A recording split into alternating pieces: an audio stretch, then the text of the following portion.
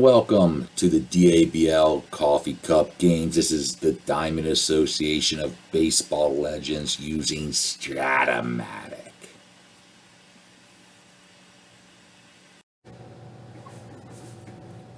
Yo, what's up? This is Coach DK coming at you with another game from the year 1900 as we do this replay of a great season. Today we have the Cleveland Babes versus the Chicago Invaders. These are the top two teams in the American League. As you can tell, the Babes are slightly behind, having played 3 less games than the Invaders. And both of the teams are at the top of the table, followed behind by Milwaukee, Kansas City, Indianapolis, Minneapolis, Detroit, and then finally at the bottom, Buffalo. So as you can tell, Chicago won the original 1900 season, going 82-53. They're currently 31-17, so doing better than originally. Cleveland, on the other hand, they had a losing record back in the year 1900, and in this replay so far, they are doing very, very well. The team that seems to be struggling the most, I would probably say, is Detroit, who is second from the bottom, originally had a winning record. But we're going to go ahead and jump in, move myself so you can see those records a little bit better. Also help when we get into the gameplay. For the Babes of Cleveland, leading off, we have Pickering playing center. We have Flood at second, LaChance at first, Ginnens at left will be hitting cleanup. Sullivan will be batting fifth and playing third base. Christian, the catcher, sixth. Shea playing short. And Hart, the last time he was our starting pitcher that we did a Cleveland game, will be playing right field, something you see pretty common where pitchers were also very good hitters, and so sometimes we're played onto the field. The pitcher for the game for the Babes will be Fulver. For the Chicago Invaders, we have Dummy Hoy, the center fielder, who we had highlighted one time before in our player profile. Batting second will be second baseman Patton. Sugar, the shortstop, will be batting third. McFarland, the right fielder, will be batting cleanup. Wood, the catcher, batting fifth. Sugden will be playing first. Sheeran will be playing left field. Hartman will be playing third, and the pitcher will be Roy Patterson. If my memory serves me correctly, Sugden was our catcher the last time. He's now going to be playing onto the field, and Wood will be batting as the catcher. So before we jump in, please like the video, subscribe to the channel, leave a comment. Love to hear what you guys have to say, things you want to see differently, things you like. But any feedback would be great, as this is obviously a new channel. So let's just go ahead, let's jump in. As you can tell, as you look at this, this will actually be the first night game that we are going to do. I want to once again shout out to Silvam14, who did a fantastic job finding stadiums, creating stadiums. And so he created Southside Park 3. And one of the nice things that he did is he actually made it for daytime and nighttime. So this is our first replay that we'll be doing a nighttime game. Being in Chicago at night and at Southside Park, very hard field to get hits. As you can tell, it's a 1-3 for singles, and it is a 1 only for home run. Doubles and triples are also extremely low. On his players for the last 10 games, Sugden's been hot, batting .432. He has 6 RBIs. Sullivan had a home run in the last 10 games, so that's something pretty cool. Pitcher-wise, we still haven't been able to handle him or play with him. Is Katol. He has been the best pitcher probably in the American League from my memory. But we're going to go ahead and jump on in to the game. So here we go.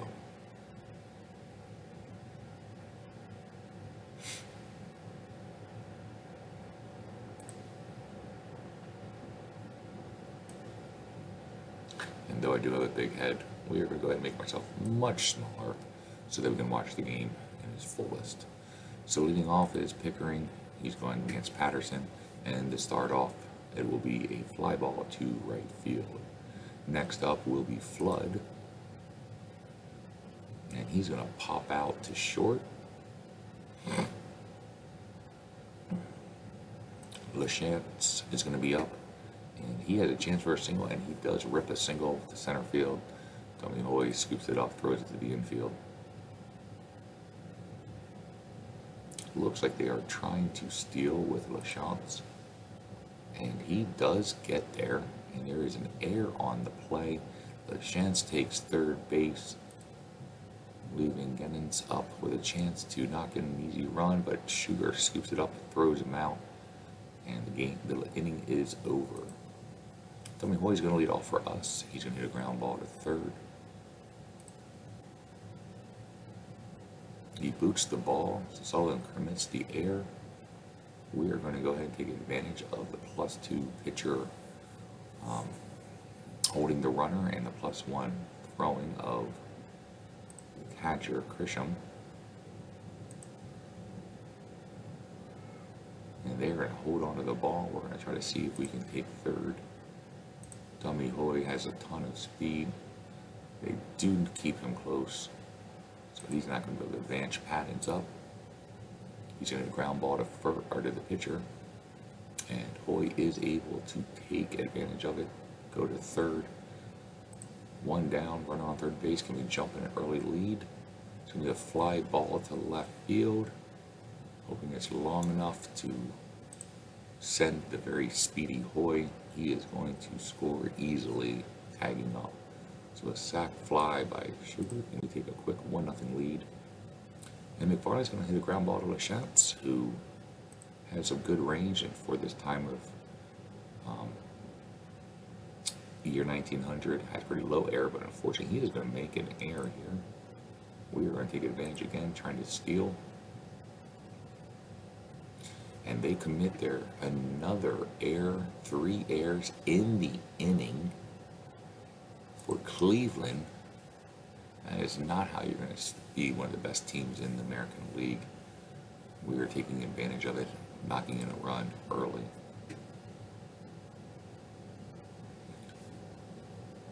Sullivan's now going to lead off for Cleveland.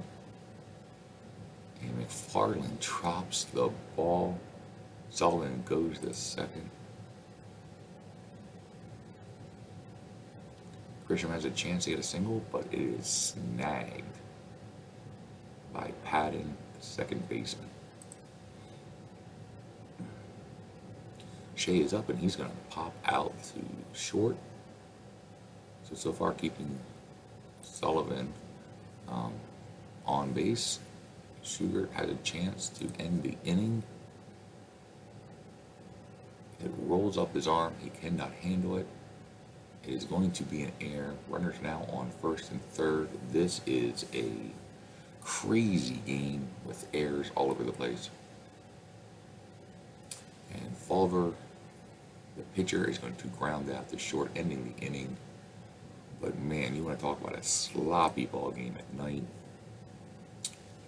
Sugden's going to ground out to first.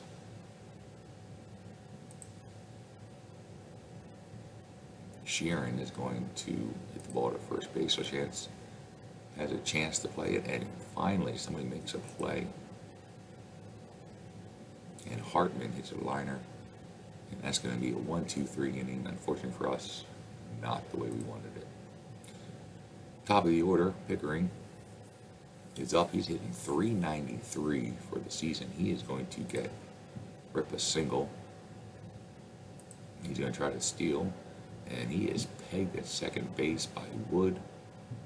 Patterson has a -3. Wood has a -1 when it comes to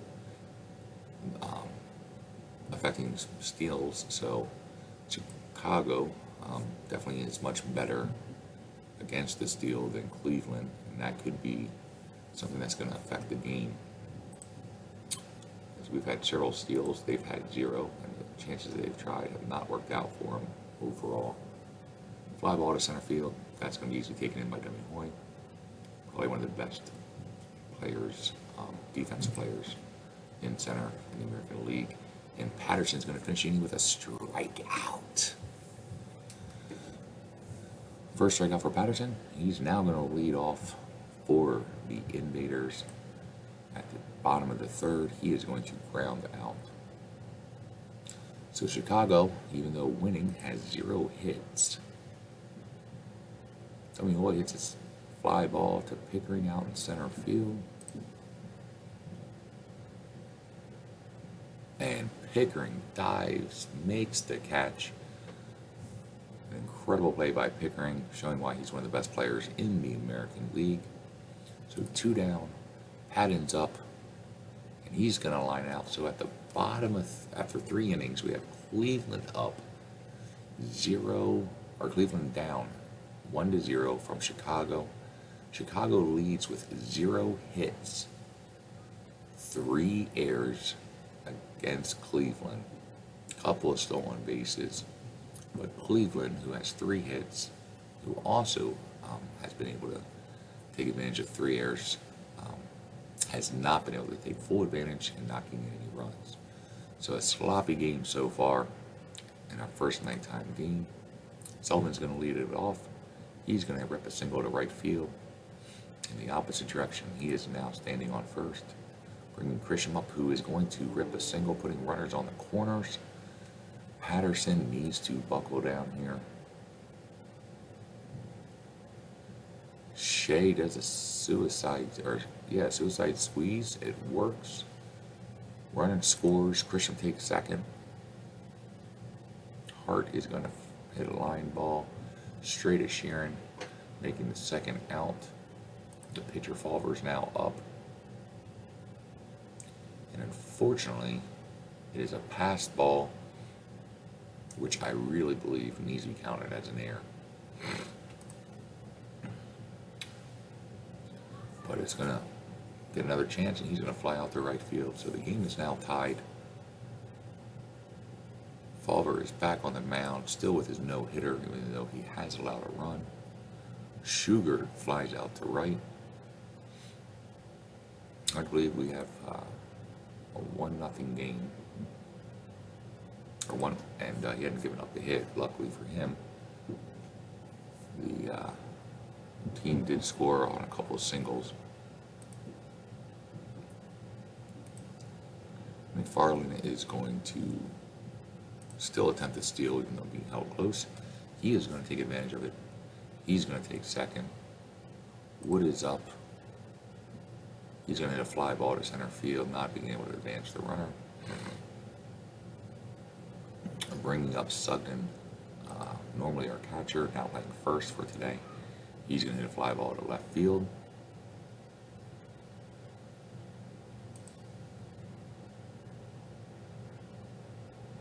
And on the very first hit, it is a double scoring the run as McFarland scores from second.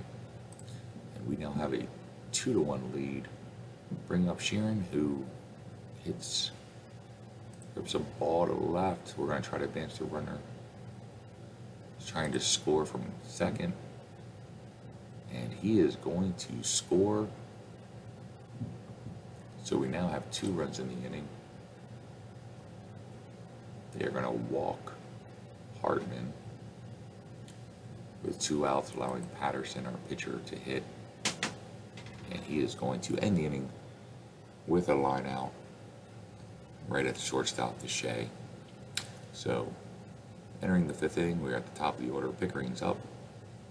He has a single already. This time, unfortunately, he's going to pop out the first.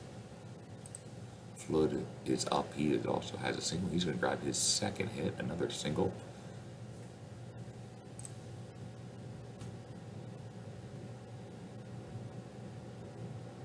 And it looks like Wood has another error. Or pass ball, I should say.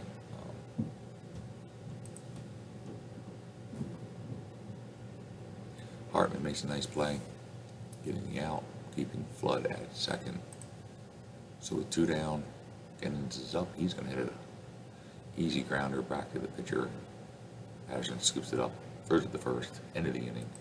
We now enter the bottom of the fifth. Grisham's up. He already got on base with an error, but he is 0 for 2, and now he will be 0 for 3. Patton's up. He's 0 for 2. He's going to get struck out. That is going to be Fulver's first strikeout of the game. Grisham draws a walk.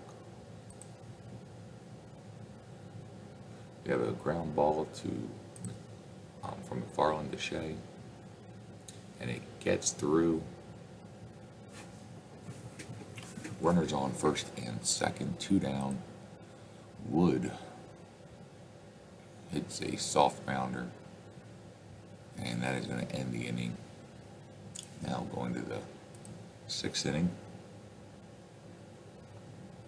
The baseball field, Southside Park, is definitely keeping some of these hits from happening.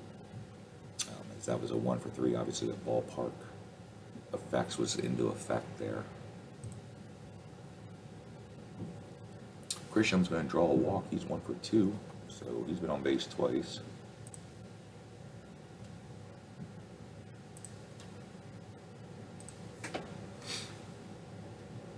Shea's up. He's going to ground out the second, making a fielder's choice. So 2 down, still have a runner on. And Hart is going to ground out to end the inning. Fulver's now going to take return to the mound, entering the bottom of the 6th in a 3-1 game. Sugden's going to lead us off. He's going to hit a ground ball to first to LaChance, who's going to scoop it up, and that'll be an easy out. Sheeran's going to hit a ball to right field.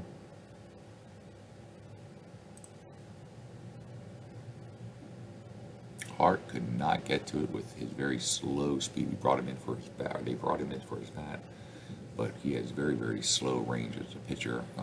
5, which means he is super slow, and that is going to give a triple for Sheeran. 1 out, trying to get some insurance runs here. Hartman, who was intentionally walked the last time at bat, is now going to pop out. Unfortunately, Patterson, our pitcher's up. See if he can help himself. He does. He rips a single, knocking in Sheeran, giving us an extra lead. That is the 5th hit for the Invaders. Dummy Hoy is up. He's going to hit a ball to Pickering. And Pickering twice now makes an unbelievable play to end the inning. We can now go into the top of the 7th, but before we do, all right, now it's time for the player profile. Instead of doing a player this time, we're going to do a little bit something different, which I think is always good. We are actually, instead of a player profile, we're going to do a team profile. So we're going to be talking about the Chicago Invaders.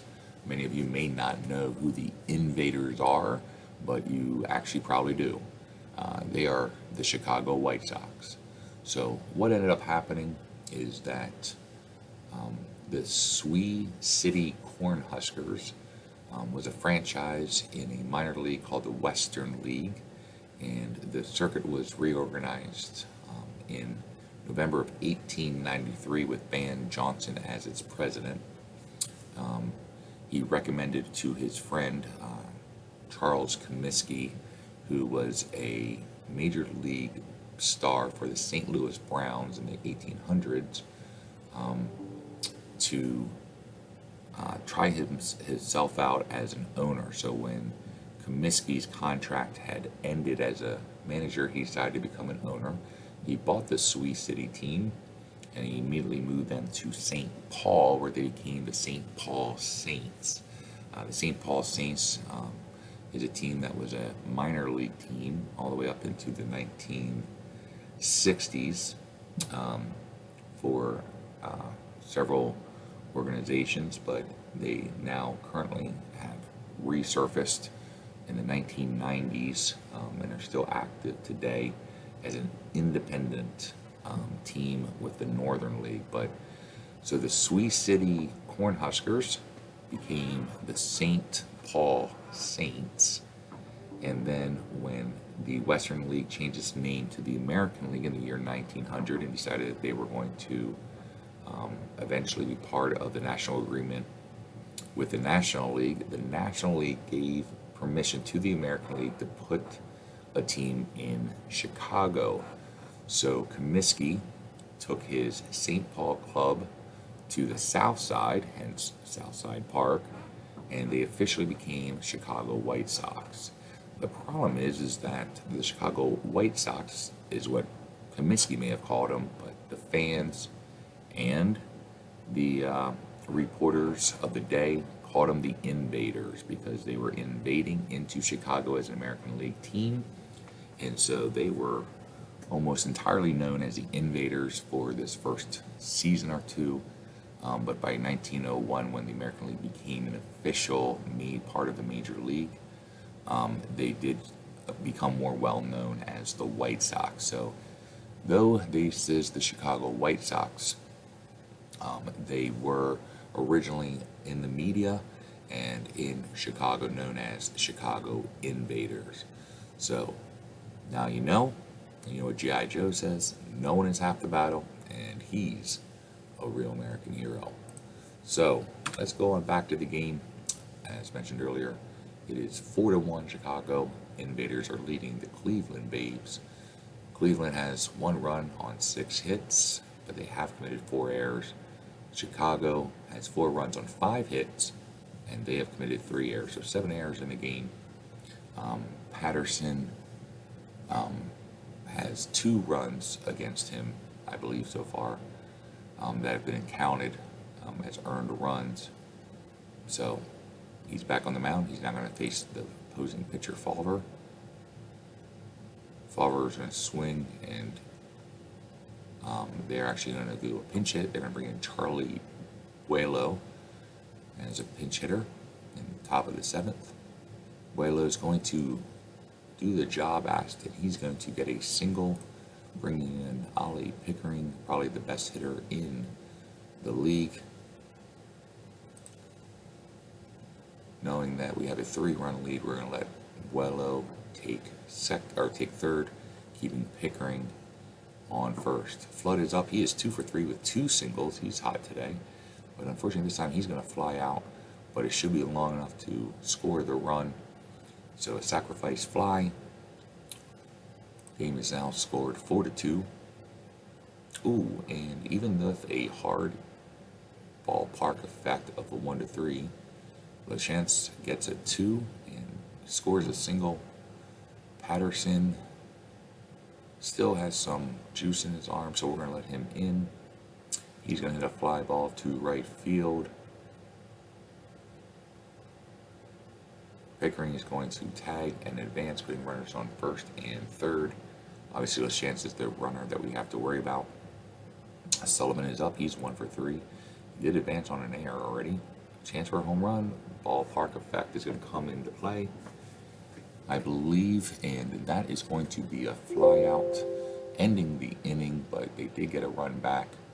So it is now 4-2. We get our trivia question: name the player to win a batting title in 3 different decades. My initial thought was, wow, what is it, Babe Ruth? I would have imagined he might have in the late 1910s, 1920s, and early 1930s. I don't think it was Williams. I'm not sure who this is going to be. Let's go with Ted Williams. And it is George Brett. Would not have guessed him in the 90s. Jimmy McAllister is coming in for relief. No, I take that back. Jimmy McAllister will be bringing in, so the manager will be bringing in Alva Kern, who I believe we've seen in a previous replay. He's going to get Patton, hit a ground ball to short. Shea is going to be able to make the play. That's going to be 1 down. Schugert has a sacrifice and a walk, and the other time he did fly out, and he's going to do that again, so he's going to be 0 for 2 for the day. And now McFarland is up. He's going to hit a fly ball to center field to Pickering. Usually Pickering's going to be able to handle most of these. And Pickering dives again. This time he cannot get it, but he is able to knock the ball down, hop up, get the ball back to the infield pretty quickly. Wood is going to hit a double down the line. Gennens is on the run. He has a +1. We are going to try to send the runner from first. He is going to try to score. They are going to give him the run and hold Wood at second. So, insurance run there. We're now up 5-2. Sugden's up. He's going to draw a walk. So, Kern not doing as well as he would have liked. Ballpark effect again. And this time, unfortunately, it's going to be a fly out. Gennens makes that play. Patterson's back on the mound. This seems to be doing okay. Probably try to see if we can keep this lead and allow him to finish out the game. Starts off with Christian on a line out. Then gets Shea to pop out to Patton. Hart is up. And that's going to be a strikeout. That's the second strikeout for Patterson. 1, 2, 3. Patterson's looking good. Hartman's up. He is going to rip a single. We're going to see if he can steal second. He does get the lead, but he is pegged out. Would have liked to got him on second, and then use Patterson to rip a bunt, or lay down a bunt to advance him to third. But Patterson, with bases emptied, steps up and he rips a double. Dummy Hoy, who's batting .271 for the season, is currently 0 for 4 in this game. So something that you're not going to see very often with Hoy, but he stays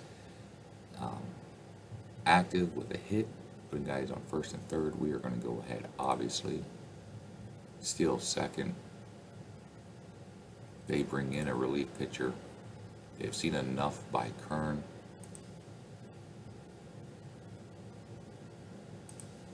We're just going to straight up take the steal. We have a chance to double steal. We are not going to. We're keeping him close. I have no idea. Oh, because he's a -3. That would have an effect. So line out. Schubert is up. He's a .292 hitter. He's going to hit a ball to short. And he is going to hustle out the run,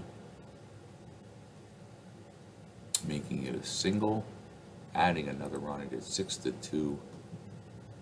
It's going to be a fly ball to center field as McFarland, for the first time, does not get on base. He had 2 singles and he advanced twice on errors. So it comes down to the top of the ninth, the 6-2 lead.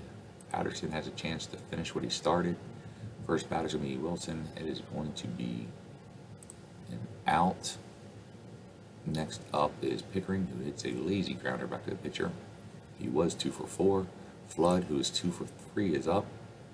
He's going to fly ball to right field. McFarland should be able to handle this one.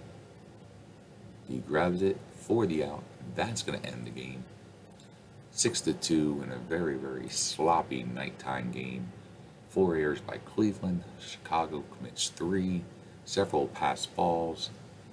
In my opinion, the game come down to the steals and the ability to steal. As you can tell, Pickering and Hartman were both caught stealing.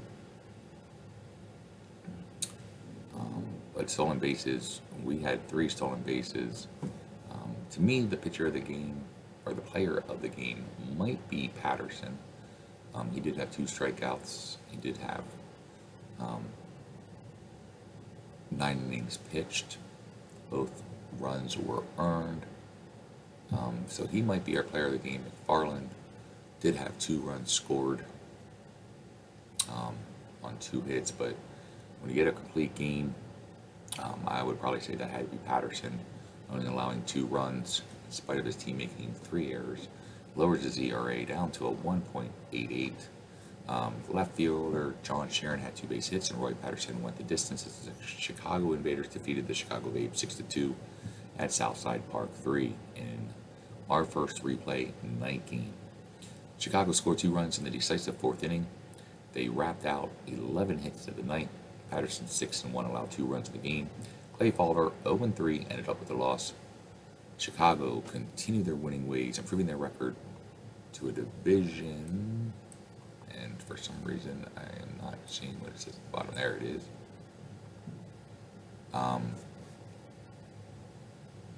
Improving their record to a division leading 32-17. They are 8-2 in their last 10 games. With our losses, Cleveland had a 4-6 record of late, 28-18 overall. So not only was this a big win by Chicago, it helped improve their lead in the league.